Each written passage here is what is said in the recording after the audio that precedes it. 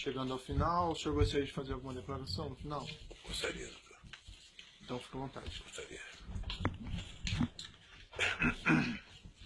Bem, primeiro, eu gostaria de dizer que eu estou sendo vítima da maior caçada jurídica que um presidente ou que um político brasileiro já teve.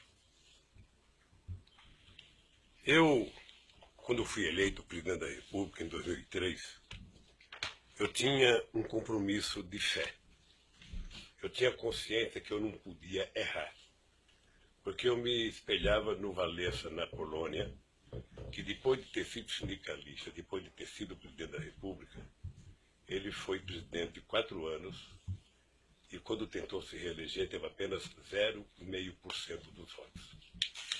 E eu dizia para mim todo santo dia que eu não tinha o direito de errar, porque se eu errasse, a classe trabalhadora nunca mais iria eleger alguém do andar de baixo. Nunca mais. O presidente da República não foi feito para metalúrgico, não foi feito para quem não tinha diploma universitário, não foi feito para quem só tinha diploma primário era torneiro mecânico.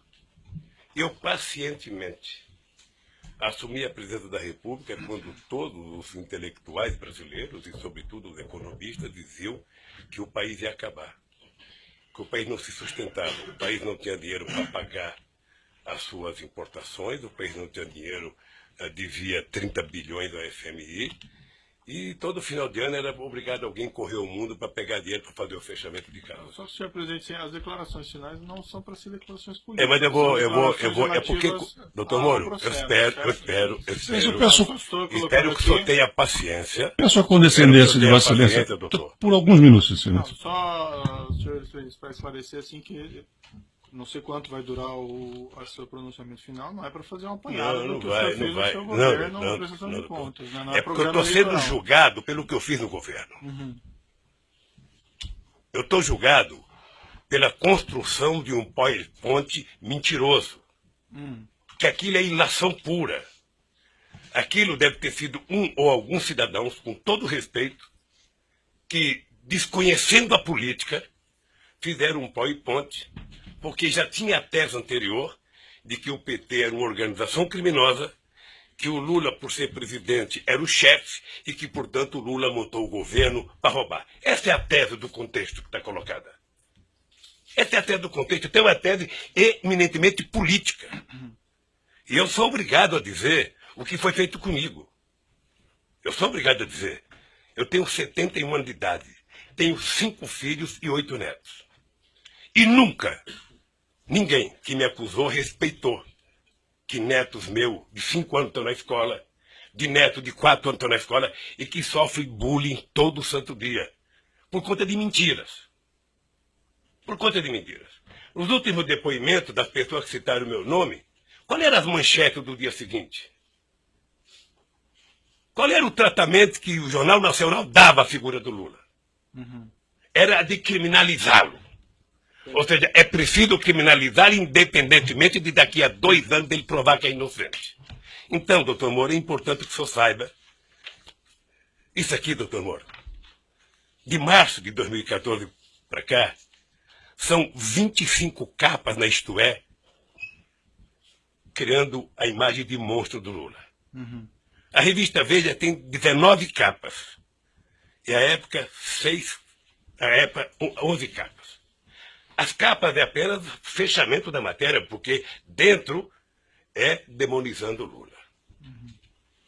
As pessoas nunca, os meus acusadores nunca tiveram 10% do respeito que eu tenho por eles. Mas quando o senhor fala acusadores, o senhor fala imprensa ou o senhor fala... Eu falo os vazamentos que saem para a imprensa. Eu falo os vazamentos que saem para a imprensa, porque determinadas coisas são feitas. Sabe? Eu conheço os vazamentos, eu sei os vazamentos. Eu sei é como se o Lula tivesse, pela imprensa, pelo Ministério Público, sendo procurado. Procura-se vivo ou morto. Só para esclarecer, eu quero... só para esclarecer, senhor presidente, eu compreendo a sua reclamação contra a imprensa tem a liberdade dela, enfim, mas não é a imprensa que faz a acusação aqui nesse processo. Deixa eu lhe falar uma coisa, é porque, doutor Moro, eu vou chegar lá, se o senhor tiver um pouco de paciência, tem um pouco de paciência, eu sei que o senhor é muito jovem tem menos paciência do que velho, sabe? Mas um pouquinho de paciência. O que eu disse da revista, eu vou dizer para o senhor do que significa a imprensa, os jornais. A Folha de São Paulo, nesse mesmo período, teve 298 matérias contra o Lula e apenas 40 favoráveis. Tudo com informações ou da polícia ou do Ministério Público. Eles não se autoassumem, eles culpam alguém. O jornal o Globo, que é o mais amigo, tem 530 matérias negativas contra o Lula e 8 favoráveis.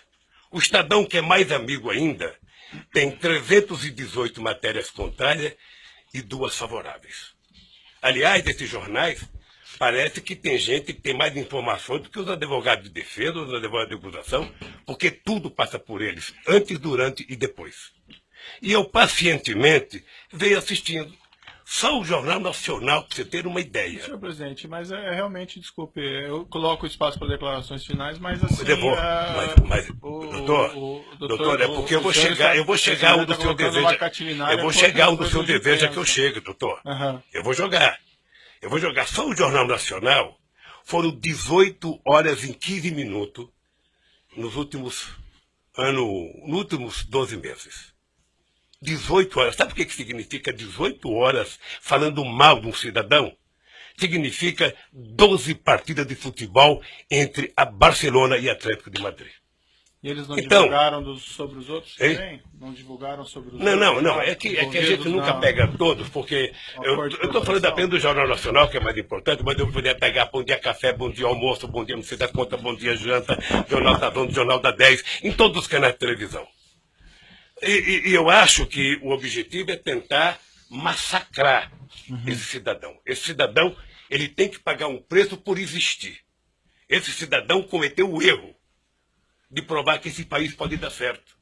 Se alguém tem vergonha da Petrobras, doutor Moro, eu tenho orgulho de ter feito a Petrobras ser a empresa extraordinária que foi. Eu tenho orgulho da Petrobras deixar de ter 3 bilhões de investimento por ano para chegar a 30 bilhões. Tenho orgulho. Tenho orgulho da contratação de funcionários pela Petrobras. Se dentro da Petrobras teve alguém que roubou, que pague pelo roubo. Mas eu tenho orgulho do que eu tentei fazer, sobretudo depois da descoberta do pré-sal. Mas é imperdoável o processo de perseguição. É imperdoável. Quer dizer, eu confesso ao senhor que eu esperava que houvesse mais respeito por um homem, sabe, que deu a este país a dignidade que ele não tinha há muito tempo atrás. Dignidade ao Ministério Público, dignidade à Polícia Federal, dignidade às instituições de justiça, inclusive junto com o Poder Judiciário, junto com o presidente da Suprema Corte e o presidente do Superior Tribunal de Justiça, sabe, criar alguma coisa para poder facilitar o funcionamento da justiça. Todas as leis que nós fizemos nesses últimos anos, eu tenho orgulho. E não me sinto vítima dela, não, eu tenho orgulho. Eu, quando indiquei um ministro da Suprema Corte, doutor Moro, eu não julguei para ele votar favorável a mim. Eu nunca pedi para votar. Aliás, nunca pedi para ninguém. Senhor presidente, eu compreendo as suas ponderações a esse respeito, mas realmente foge bastante aqui. Eu sei, não foge não, doutor. Não foge, doutor. O senhor ex-presidente... Não foge, doutor. Sabe por quê, doutor? Tem acesso depois mas sabe por que não foge? Não é, doutor. O senhor daí pode fazer essas declarações. Esse que é o problema, doutor. Esse que é o problema.